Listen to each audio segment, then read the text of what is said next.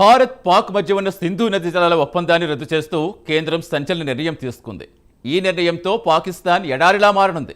వ్యవసాయంతో పాటు గృహావసరాలకు నీటిని వినియోగించుకునేందుకు పాక్ ఈ సింధు నదిపైనే ఆధారపడి ఉంది. తాజాగా పాక్కు నీళ్లివ్వడం ఆపేస్తే ఆ దేశం ఎడారిలా మారనుంది. నీటి ఒప్పందం రద్దు చేయడం అంటే యుద్ధ చర్యలకు పాల్పడ్డట్టని పాకిస్తాన్ ప్రధాని అడ్వైజర్ పేర్కొన్నారు. సింధు నదీ జలాల ఒప్పందం రద్దు చేయడం వల్ల పాకిస్తాన్కు ఎలాంటి సమస్య జరుగుతుంది? ఆ దేశంలో ప్రవహిస్తున్న నీరు నిలిపేస్తే పర్యావసనాలు ఎలా ఉంటాయి? ఇంతకీ ఈ సింధు నదీ జలాల ఒప్పందం అంటే ఏంటి? దాన్ని ఎప్పుడు చేసుకున్నారు? అసలు ఆ విషయాలేంటో ఇవాటి బర్నింగ్ ఇష్యూలో చూద్దాం.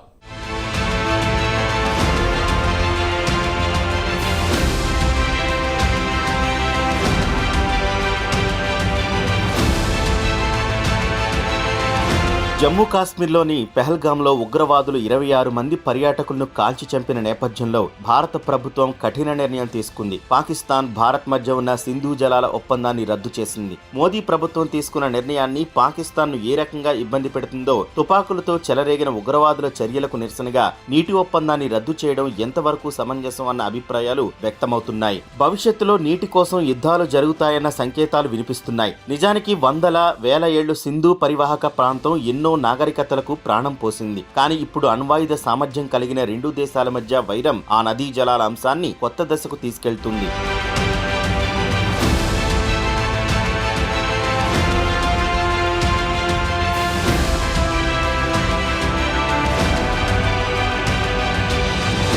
1960లో కుదిరిన సింధు జలాల ఒప్పందానికి కట్టుబడి ఉండబోమని భారత్ ప్రకటించిన నేపథ్యంలో పాకిస్తాన్కు ఆ నిర్ణయం వల్ల నష్టం జరిగే అవకాశం ఉంది. గత 60 ఏళ్లుగా రెండు దేశాల మధ్య పలుమార్లు యుద్ధాలు జరిగాయి. అనేక సందర్భాల్లో దౌత్య సంబంధాలు తెగిపోయాయి. భారత్ తీసుకున్న తాజా నిర్ణయం రెండు దేశాలను ఎలా ముందుకు తీసుకెళ్తుందన్నది ఆసక్తిగా మారింది. అత్యంత విలువైన నీటి వనరుల ఒప్పందాన్ని రద్దు చేయడం అంటే పాకిస్తాన్ను మరింత ప్రమాదంలోకి నెట్టివేయడమే అవుతుంది. సింధు నీటి ఒప్పందం రద్దు వల్ల పాకిస్తాన్ నదులు, పంటలు, ప్రజలు, విధానకర్తలు ఎటువంటి పరిణామాలు ఎదుర్కోవాల్సి వస్తుందో ఇప్పుడే అంచనా వేయడం కష్టం. భారత్ ఒక్కసారిగా పాకిస్తాన్కు నీటి సరఫరాను ఆపేయగలుగుతుందా? ఈ ప్రశ్నకు తక్షణమే సమాధానం దొరకదు. కానీ క్రమంగా నీటి వ్యవస్థ సన్నగిల్లుతుంటే అప్పుడు ప్రతిరోజు ఆ నీటిపై ఆధారపడే లక్షలాది మంది మాత్రం తీవ్ర ఇబ్బందులు ఎదుర్కోవాల్సి వస్తుంది. 1960 నాటి ఒప్పందంతో సింధు నదికి చెందిన 6 ఉపనదుల్లో 3 పాకిస్తాన్, 3 భారత్కు దక్కాయి. రావి, బీస్, సట్లెజ్ నదుల వాటా ఇండియాకు, ఇండస్, జీలం, చీనాబ్ నదుల వాటా పాకిస్తాన్కు వెళ్తుంది.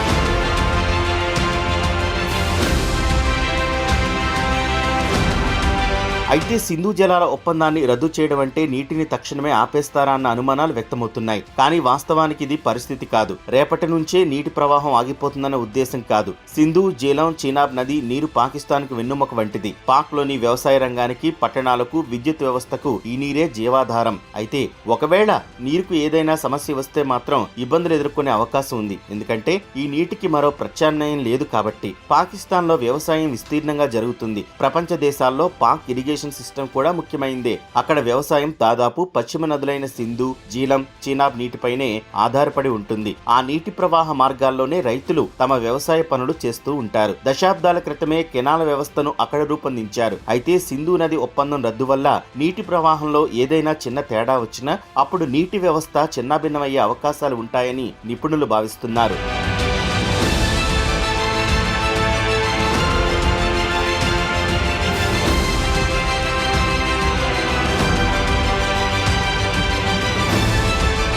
వాస్తవానికి ఒకేసారి నీటిని ఆపడం కుదరదు. కానీ నీటి ప్రవాహంలో చిన్న మార్పులు చేస్తే సమస్యలు స్టార్ట్ అయ్యే అవకాశాలు ఉంటాయి. గోధుమ పంట వేసిన సమయంలో ఆలస్యంగా నీరు అందితే అప్పుడు సమస్య ఉత్పన్నం కావచ్చు. నీటి ప్రవాహం తగ్గే డ్రై వింటర్ సీజన్ లో మరింత నీటి కొరత ఏర్పడితే అప్పుడు రైతులు ఇబ్బందులు ఎదుర్కోవాల్సి వస్తుంది. సమయానికి నీరు అందకపోతే పంట దిగుబడి తగ్గుతుంది. దాంతో ధరలు పెరిగే అవకాశం ఉంటుంది. నిజానికి సింధు డెల్టాలో తాజా నీటి ప్రవాహం తగ్గింది. ఒకవేళ నీరు మరింత తగ్గితే అప్పుడు ఆ నీటి ప్రవాహంపై ఆధారపడే వారు సమస్యలు ఎదుర్కోవాల్సి వస్తుంది. మత్స్య విధానం కూడా దెబ్బతింటుంది. నీటి ప్రవాహం కొంత తగ్గినా అప్పుడు ఆ నీటిని ఎలా కేటాయించాలన్న అంశం పెద్ద సమస్యగా మారుతుంది. దీంతో రాష్ట్రాల మధ్య తగాదాలు ముదిరే ఛాన్స్ ఉంటుంది. ముఖ్యంగా పంజాబ్, సింధు ప్రావిన్సుల్లో ఈ సమస్య తీవ్రమయ్యే అవకాశం ఉంది. పాకిస్తాన్ జల విద్యుత్తును కూడా అధికంగా వినియోగిస్తుంది. 3వ వంతు విద్యుత్ ఆ దేశానికి హైడ్రో పవర్ ద్వారా అందుతుంది. తర్బేలా, మంగళ రిజర్వాయర్లకు నీరు తగ్గితే అప్పుడు విద్యుత్ ఉత్పత్తి కూడా తగ్గే అవకాశం ఉంటుంది. నిజానికి పాకిస్తాన్ లో ముందు నుంచి నీటి సమస్య ఉంది. ఇప్పుడు ఈ ట్రిటీ రద్దుతో ఈ సమస్య మరింత అధికమయ్యే అవకాశాలు ఉన్నాయి. సింధు జలాల ఒప్పందం రద్దు చేయడాన్ని యుద్ధచర్యగా భావిస్తున్నట్లు పాకిస్తాన్ ప్రధాని అడ్వైజర్ సర్తాజ్ అజీజ్ తెలిపారు.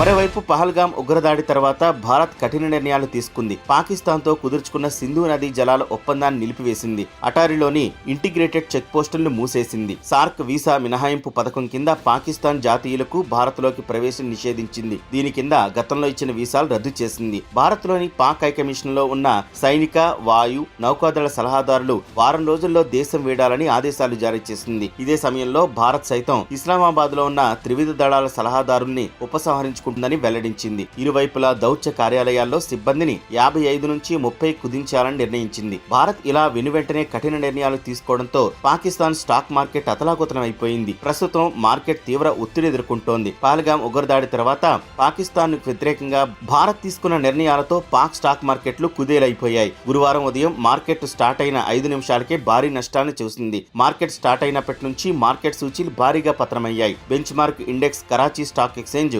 2.12% మేర పడిపోయింది. భౌగోళిక ఉద్రిక్త పరిస్థితుల కారణంగా ఇన్వెస్టర్లు వెనక్కి తగ్గడంతో కరాచీ స్టాక్ ఎక్స్చేంజ్ దాదాపు 2485 పాయింట్లు క్షీణించి 114,740.29కి చేరుకుంది.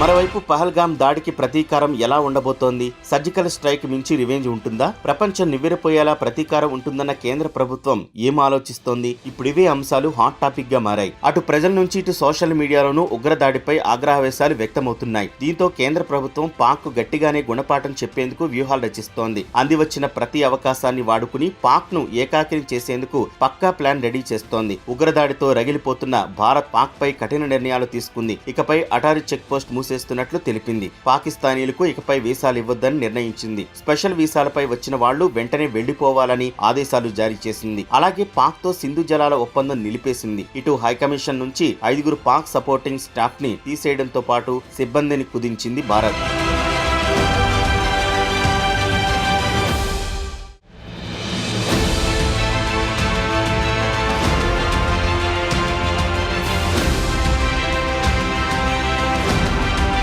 పాక్ ని ఏకాకిని చేసేందుకు మరో వ్యూహాన్ని అమలు చేయనుంది భారత్. ఉగ్రవాదుల్ని పెంచి పోషిస్తూ భారత్ పై కవ్వింపులకు దిగుతున్న పాక్ ను ప్రపంచ దేశాల మద్దతుతో ఒంటరిని చేయాలన్న ప్లాన్ సిద్ధం చేస్తోంది. పహల్గామ్ ఉగ్రదాడిని America, Russia, China, Sri Lanka, Italy, Israel, France, Germany సహా పలు దేశాలు ఖండించాయి. ఉగ్రవాదుల ఏరివేతకు, ఉగ్రవాదాన్ని పెంచి పోషిస్తున్న దేశాలపై పోరాటంలో మద్దతుగా ఉంటామని ప్రకటించాయి. దీంతో ప్రపంచ దేశాల సపోర్ట్ తో పాక్ ను భారత్ ఒంటరిని చేసేందుకు ప్లాన్ రెడీ చేస్తోంది. ఇటు G20 దేశాల రాయబారులతోనూ భారత విదేశాంగ శాఖ భేటీ అయ్యింది. దౌత్యవేత్తలకు పహల్గామ్ ఉగ్రదాడి గురించి కళ్లకు కట్టినట్లు వివరించారు భారత విదేశాంగ అధికారులు. ఉగ్రవాదాన్ని పాకిస్తాన్ ప్రోత్సహిస్తున్న తీరును, భారత్ పై పాక్ పదే పదే కవ్వింపులకు దిగుతున్న పరిణామాలను దౌత్యవేత్తలకు తెలియజేశారు. పాక్ కుట్రలను ఇటు అఖిలపక్ష సమావేశంలోనూ వివరించింది కేంద్రం. రాజ్నాథ్ సింగ్ అధ్యక్షతన జరిగిన సమావేశంలో పాక్ తీరుపై అన్ని పార్టీలు కన్నెర చేశాయి. పాక్ విషయంలో ప్రభుత్వం ఎలాంటి నిర్ణయాలు తీసుకున్నా స్వాగతిస్తామంటూ కాంగ్రెస్ అగ్రనేతలు సైతం మద్దతిచ్చారు.